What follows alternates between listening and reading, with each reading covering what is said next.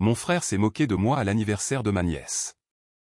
Tu seras toujours un perdant, a-t-il ri en oubliant que c'était moi qui payais pour tout. Je suis donc parti sans payer et puis mon téléphone a explosé avec 27 appels manqués. Je me tenais devant la maison de mes parents en serrant une maison de poupées emballée dans une main et un sac de cadeaux dans l'autre. Les décorations sur le porche étaient joyeuses avec des ballons roses attachés à la rampe et un grand panneau brillant qui disait « Joyeux anniversaire princesse Lily ». Le son des enfants qui riaient résonnait depuis la cour arrière.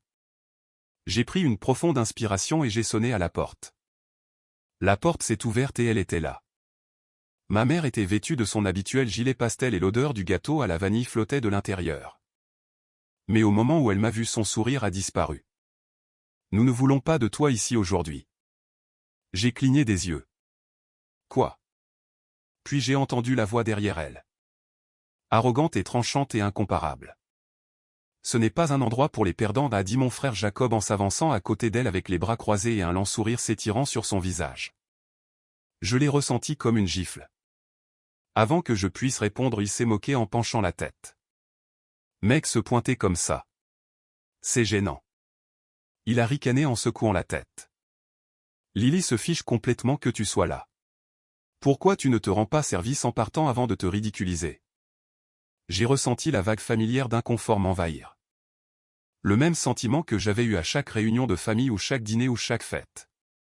La façon dont ils me regardaient et leurs yeux se posant sur mes cheveux négligés ou mon sweat à capuche froissée ou les cernes sous mes yeux à cause de trop nombreuses nuits blanches passées à coder. J'ai resserré ma prise sur le sac de cadeaux en ravalant la boule dans ma gorge. Tu contribues à peine. C'est gênant. Lily s'en fiche. Un souvenir m'a frappé de plein fouet. Il y a tout juste 6 mois, Jacob s'était pointé à mon appartement avec un air désespéré.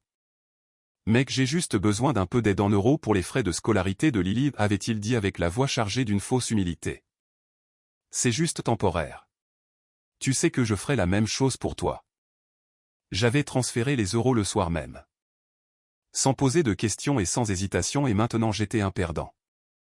Je regardais mon père debout derrière eux avec les yeux fuyants comme s'il ne pouvait même pas croiser mon regard. Ma mère s'est agitée inconfortablement mais n'a rien dit. C'était comme s'ils avaient répété ce moment. Comme s'ils avaient tous silencieusement convenu que je n'avais plus ma place ici. Je pouvais déjà entendre l'excuse inévitable de ma mère si je la confrontais. Ce n'est pas une question d'argent, mon chéri. C'est juste la façon dont tu te présentes, d'accord? Parce que dans leur monde, le succès ne se mesurait pas par l'intelligence ou les compétences. Il se mesurait par des costumes de créateurs et des voitures tape à accent grave-l'œil et des abonnements de golf. Pas par des nuits blanches à déboguer du code ou par des brevets ou par des contrats à 6 chiffres en euros d'entreprises de la Silicon Valley qui ne m'obligeaient jamais à quitter mon appartement. Pour eux, j'étais toujours le même gamin maladroit et désordonné qui ne s'intégrait jamais. Quelque chose s'est tordu dans ma poitrine. Douleur et colère et incrédulité. Je pouvais sentir les mots monter dans ma gorge. Les protestations et l'indignation et la demande d'explication. Mais ensuite et aussi vite que le feu s'était déclaré, il s'est éteint. J'ai expiré lentement. Très bien, ai-je dit en reculant de la porte. Si c'est ce que vous ressentez. Je me suis retourné et j'ai marché jusqu'à ma voiture et j'ai placé les cadeaux sur le siège passager. Mais juste au moment où j'allais fermer la porte, mes yeux se sont tournés vers la maison et plus précisément vers l'arrière-cour. Par la fenêtre, j'ai aperçu Lily courant dans sa robe d'anniversaire en riant alors qu'elle jouait avec les autres enfants. Elle n'avait aucune idée de ce qui se passait à la porte d'entrée. Pendant une fraction de seconde, j'ai presque reconsidéré ma décision. Puis les mots de Jacob ont résonné dans mes oreilles à nouveau. Ce sourire narquois et ce rire. Ce n'est pas un endroit pour les perdants. J'ai serré la mâchoire et je me suis glissé sur le siège du conducteur. Mes mains se sont resserrées sur le volant alors qu'une froide prise de conscience m'envahissait. Pendant des années, je m'étais convaincu que je faisais partie de cette famille et que je comptais. Mais je n'étais pas un frère. Je n'étais pas un fils. J'étais un distributeur automatique de billets sur pattes. Pas d'endroit pour les perdants, hein? Très bien, et voyons comment ils s'en sortent sans se perdant pour financer leur vie en euros. Je n'ai pas allumé mon téléphone pendant 2 jours. J'avais besoin de silence. Pas de message culpabilisant de ma mère. Pas de mots hypocrites de mon père pour passer à autre chose. Et certainement pas de message de provocation arrogant de la part de Jacob. Je voulais les laisser mariner dans leur décision et les laisser ressentir ce que c'était quand je n'étais pas là pour recoller les morceaux. Mais le troisième jour la curiosité l'a emporté. J'ai allumé mon téléphone. 27 appels manqués avec 15 messages vocaux et 32 textos. Mes lèvres se sont courbées en un sourire narquois. Et voilà. J'ai fait défiler les messages en lisant les points forts. Ma mère a écrit « Je ne sais pas pourquoi tu agis comme ça. Jacob ne le pensait pas, appelle-moi. » Mon père a dit « Soyons raisonnables. Tu sais comment fonctionne la famille. » Jacob a envoyé « Tu es sérieux là? Grandis. » Ma mère a encore écrit « Encore une fois Lily a demandé après toi. » J'ai levé les yeux au ciel. Oh, maintenant elle se souvient que j'existe. Le dernier message a attiré mon attention. C'était de Kelly, la femme de Jacob, qui disait « Je suis désolé. Je n'étais pas d'accord avec ce qui s'est passé. S'il te plaît, appelle-moi quand tu peux. » Celui-là m'a fait faire une pause. Kelly avait toujours été discrète et elle acceptait toujours ce que faisait Jacob. Mais quelque chose dans son message semblait différent et urgent. Je n'étais pas d'humeur à appeler qui que ce soit, mais j'ai tapé une réponse demandant pourquoi elle s'excusait. 3 points sont apparus instantanément. Puis sa réponse fut « Parce que Jacob perd la tête. » J'ai haussé un sourcil en étant intrigué. Défini perdre la tête. Cette fois elle a hésité puis elle a répondu que les euros manquaient. Il comptait sur moi pour la fête d'anniversaire de Lily. Il a déjà dépensé beaucoup plus que ce que nous avions car il supposait que tu allais couvrir les frais plus tard. Quand tu ne l'as pas fait, il a pété un plomb. C'est grave. J'ai ricané. Bien sûr qu'il l'a fait. Pendant des années j'avais été le filet de sécurité invisible sous lui en le rattrapant toujours avant qu'il ne touche le sol. Cette fois j'ai coupé les cordes et je l'ai laissé tomber. Je me suis penché en arrière dans mon fauteuil en fixant la boîte de plats à emporter à moitié mangée sur mon bureau. À côté de cela mon moniteur brillait avec une fenêtre de terminal ouverte et des lignes de code Python défilant sur l'écran. J'étais en train de déboguer quelque chose d'important avant cela et quelque chose qui payait mes factures et quelque chose qui comptait vraiment. Et pourtant me voilà à nouveau pris dans les drames familiaux. Une personne normale aurait laissé tomber. Cette personne aurait laissé Jacob faire face aux conséquences de sa propre arrogance. Mais je ne me sentais pas particulièrement miséricordieux. Je voulais le voir. Je voulais le voir se tortiller. Ce soir-là je suis passé en voiture devant la maison de mes parents non pas pour entrer mais juste pour regarder et c'était glorieux. Les décorations avaient disparu. Les ballons roses étaient dégonflés dans la poubelle. La bannière brillante « Joyeux anniversaire princesse Lily » pendait d'un côté et elle était à moitié déchirée par le vent. La voiture de Jacob était toujours dans l'allée mais l'énergie arrogante avait disparu. Au lieu de cela j'ai vu du mouvement derrière les rideaux.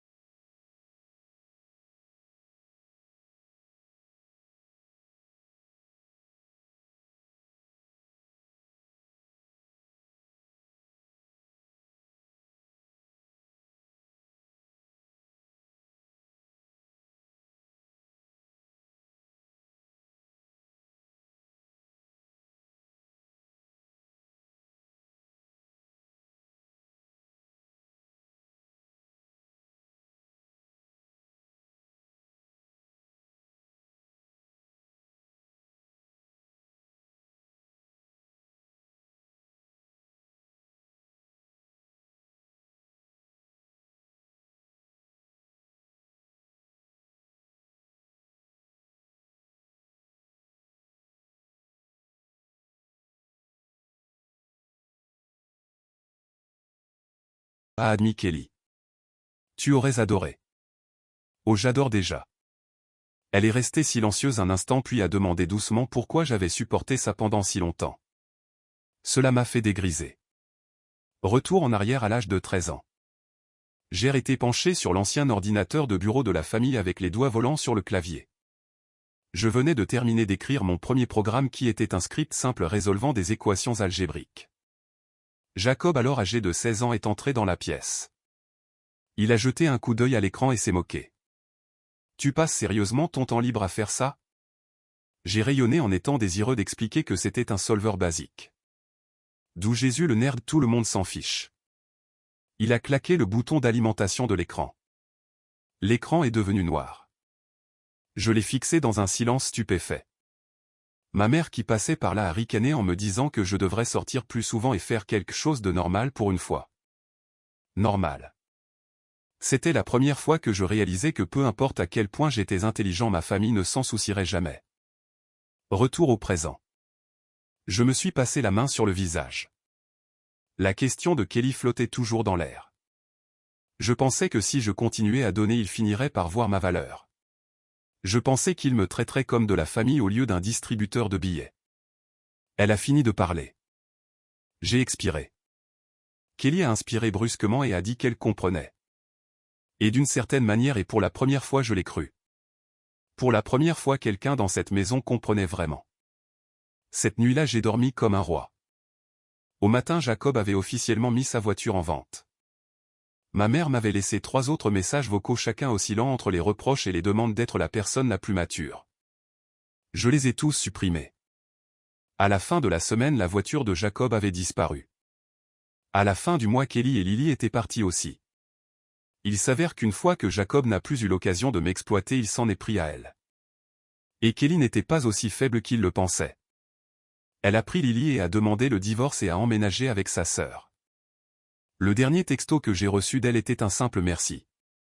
Et Jacob et bien papa et maman l'ont repris chez eux, bien sûr. Mais avec son crédit ruiné et son style de vie luxueux démantelé, il n'était plus vraiment le garçon en or. C'en était fini du pas d'endroit pour les perdants. Je me suis assis dans mon appartement un soir en sirotant du whisky tout en faisant défiler sa page GoFundMe nouvellement créée parlant de périodes difficiles et d'aide en euros. J'ai laissé échapper un rire et j'ai éteint mon téléphone. Pas d'endroit pour les perdants.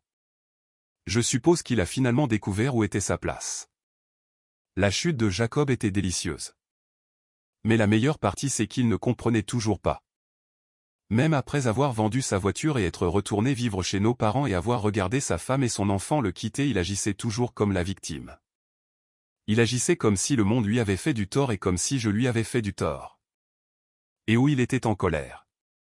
Je l'ai su au moment où mon téléphone a vibré avec un texto provenant d'un numéro inconnu. Jacob me disait qu'il espérait que j'étais content et que j'avais tout gâché.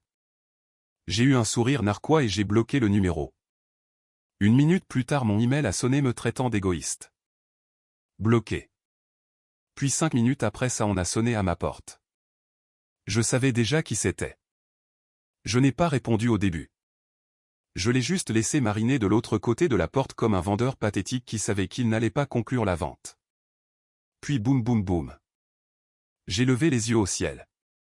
Détends-toi. J'arrive.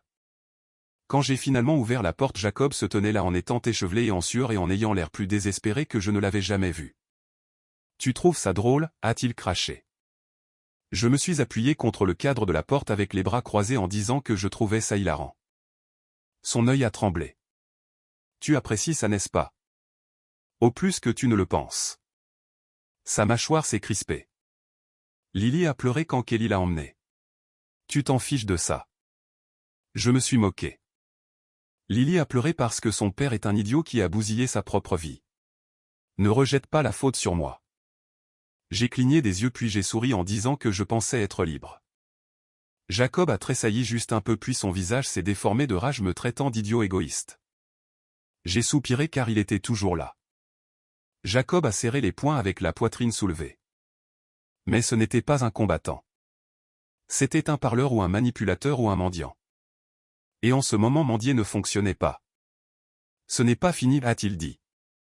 Il a pointé un doigt vers moi comme un méchant de film bon marché. Je lui ai fait un lancing de tête moqueur en disant que j'avais hâte de voir la deuxième partie de son histoire larmoyante. Puis avec toute la dignité d'un raton laveur ivre, Jacob s'est éloigné dans le couloir en marmonnant des malédictions dans sa barbe. J'ai fermé la porte et j'ai expiré. Quelle blague. Une semaine a passé puis deux. Plus de textos ni de mails ni de visites surprises. Pour la première fois depuis des années j'avais la paix. Puis un soir mon téléphone a vibré. Kelly m'a envoyé une capture d'écran de la dernière idée brillante de Jacob. Une publication Facebook longue et dramatique disant que les vrais hommes n'abandonnent pas leur nièce juste pour prouver un point. Et bien sûr il disait qu'il avait toujours été le plus fort et qu'il s'en sortirait tout seul. J'ai failli m'étouffer avec mon verre. Le plus fort. Le gars qui a vécu sur mon argent pendant des années. Le gars qui a fait une crise de colère parce que j'ai arrêté de payer ses factures. Oh c'était trop beau. J'ai fait craquer mes jointures. Je souriais comme le méchant qu'il pensait que j'étais. Il était temps d'en finir. Je n'ai pas commenté la publication car cela aurait été trop facile. Non, je voulais quelque chose de mieux et quelque chose de permanent. Alors à la place je lui ai envoyé un texto disant que les hommes forts ne supplient pas leurs jeunes frères pour l'argent du loyer en euros ou ne pleurnichent pas quand ils doivent vendre leur voiture ou ne laissent pas leur femme et leur enfant partir parce qu'ils sont trop occupés à s'apitoyer sur leur propre sort. J'ai attendu et bien sûr 3 points sont apparus puis ont disparu. Pour la première fois de sa vie Jacob n'avait rien à dire. Bien. J'ai posé mon téléphone et je me suis penché en arrière dans ma chaise et j'ai expiré profondément. C'était fini. Pour la première fois depuis des années j'étais libre. Et Jacob apprenait enfin ce que cela signifiait vraiment d'être seul. Le silence était la meilleure partie. Pour la première fois depuis des années je ne me réveillais pas avec des textos demandant des euros ou des messages vocaux culpabilisants. Jacob s'était enfin tu. Ou du moins je le pensais. Exactement un mois après que je lui ai envoyé ce dernier texto mon téléphone a sonné. C'était ma mère. Sa voix était lourde d'une chaleur forcée en disant que nous devions parler. J'ai soupiré en demandant si Jacob avait des difficultés et si elle voulait que j'arrange ça. Il y a eu une pause puis elle a parlé de pardon. J'ai laissé échapper un petit rire car c'était ainsi qu'ils appelaient ça maintenant. Elle m'a dit de ne pas être cruelle et a annoncé un dîner de famille pour que nous réglions ça comme des hommes adultes. J'ai jeté un coup d'œil à mon calendrier. Samedi à 7h00 du soir. Oh donc ils ont même choisi une heure pour mon humiliation publique. Comme c'est pratique. Je me suis penché en arrière dans mon fauteuil en souriant pour moi-même. Je lui ai demandé si elle voulait vraiment que je m'assoie en face du frère qui m'avait insulté et qui voulait sans doute une autre faveur. Elle a insisté sur le fait que ce n'était pas comme ça mais j'ai senti son hésitation. J'ai compris qu'il avait besoin de quelque chose. Maman a expiré brusquement en disant que Jacob avait juste besoin d'un peu d'aide pour se remettre sur pied. J'ai éclaté de rire face à cette situation incroyable et j'ai demandé s'il avait brûlé tout l'argent de son GoFundMe. Elle m'a dit que je n'étais pas obligé d'être aussi méchant mais j'ai répondu que je l'étais. Elle a fini par avouer que Jacob avait du mal à trouver du travail et qu'il était dans une mauvaise passe. J'ai répondu qu'il s'y était mis tout seul. Elle a rappelé qu'il était mon frère. Et le silence. Je l'ai laissé s'étirer en laissant le poids de mon indifférence s'installer sur elle. Et puis j'ai remué le couteau dans la plaie en lui rappelant qu'elle ne se souciait pas de moi quand il m'avait exclu et humilié sans qu'elle dise un mot. Elle a dit que ce n'était pas juste mais je l'ai coupé en soulignant que maintenant qu'il souffrait nous étions de nouveau une famille. Un autre silence. Puis finalement elle a soupiré en comprenant que je ne viendrais pas. J'ai confirmé et pour la première fois de ma vie j'ai raccroché le premier. Je pensais que c'était la fin de tout cela. Mais Jacob était toujours si prévisible. Parce que ce samedi-là à 7h42 du soir exactement on a sonné à ma porte. Boum boum boum. J'ai soupiré. Je savais exactement qui c'était et je savais déjà exactement comment cela allait se passer. Jacob allait supplier et moi j'allais profiter de chaque seconde. J'ai regardé par le Judas. Oh ça allait être amusant. J'ai pris mon temps pour ouvrir la porte en le laissant mariner dans sa propre frustration. Quand j'ai finalement ouvert la porte Jacob se tenait là avec les mains enfoncées dans ses poches et les yeux hagards. J'ai eu un sourire narquois en disant qu'il n'y avait pas de dîner chez maman. Il a serré la mâchoire et a demandé à entrer. Je me suis appuyé contre le cadre de la porte en demandant pourquoi. Ses narines se sont dilatées car il voulait parler. J'ai fait semblant d'y réfléchir puis j'ai dit non. J'ai commencé à fermer la porte mais il a coincé son pied ce qui était une erreur. J'ai alors fait un pas sur le porche en lui disant de dire ce qu'il avait à dire puis de partir. Jacob a expiré fortement en parlant de nos différends. J'ai ri de ce terme. Il a continué en disant qu'il avait juste besoin d'un peu d'aide.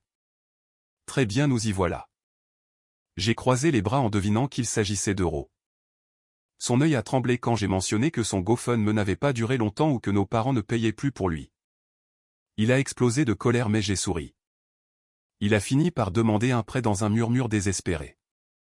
J'ai haussé un sourcil en remarquant que maintenant j'étais assez bien pour l'aider. Jacob a dégluti difficilement en admettant qu'il était allé trop loin. Je l'ai regardé fixement et pendant une seconde j'y ai presque cru mais j'ai vu la même lueur de droit dans ses yeux. J'ai alors souri en lui disant que je ne prêtais pas d'argent. Son visage s'est décomposé. Je me suis penché en précisant que je donnais de l'argent mais seulement aux personnes qui le méritent. L'espoir est mort dans ses yeux. Je lui ai tapoté l'épaule assez fort pour le faire trébucher en lui disant qu'il trouverait une solution. Puis sans un autre mot je lui ai fermé la porte au nez. C'était la dernière fois que Jacob est venu me demander de l'aide. Une semaine plus tard j'ai appris par Kelly qu'il avait enfin trouvé un emploi avec un salaire qui n'était pas le mien. Et pour une fois je n'ai pas ressenti de colère mais je me sentais juste libre parce que pour la première fois de sa vie Jacob devait voler de ses propres ailes. Et pour la première fois de la mienne je n'avais aucun regret de l'avoir laissé tomber. 6 mois s'étaient écoulés depuis cet événement. Ces 6 mois furent une paix absolue sans demande d'argent d'urgence. Juste le silence. Mise à jour. Les jours ont passé et alors que je ressentais toujours le soulagement, le doute a commencé à s'installer en regardant les messages ignorés de mes parents et de Jacob. Quelque chose me rongeait.